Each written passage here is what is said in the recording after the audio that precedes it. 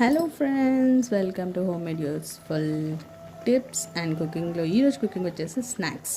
ఈరోజు స్నాక్స్ ఏంటో తెలుసా? ఆలు బజ్జీలు అండ్ చిన్న బజ్జీలు మీకు వేసి చూపిస్తాను. ఇప్పుడు ఆల్రెడీ ఒక వాయి వేసేసాను. ఇక్కడైతే హైదరాబాద్లో బాగా వర్షం పడుతుంది. సో బయట చల్లగా వర్షం, లోపల వేడివేడిగా బజ్జీలు తింటే చాలా సూపర్గా ఉంటుంది కదా. So what are you waiting for guys? మీరు కూడా ట్రై చేసేయండి. మీకు బజ్జీలు గుల్లగా రావాలంటే ఇందులోనే నేను ఒక టిప్ చెప్తాను. మనం బ్యాటర్ని ప్రిపేర్ చేసుకున్నప్పుడు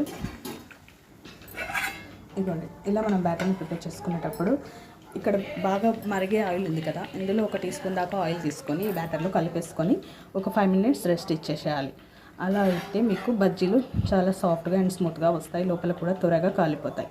సో ఇలా ప్రిపేర్ చేసుకుంటే కనుక పర్ఫెక్ట్ షేప్స్లో బజ్జీలు వస్తాయి అండ్ టేస్ట్ కూడా సూపర్గా ఉంటుంది. ఫ్లేమ్ మాత్రం మీరు ఫస్ట్ ఎలా పెట్టుకున్నారో అలానే పెట్టేసుకోండి ఫ్రెండ్స్.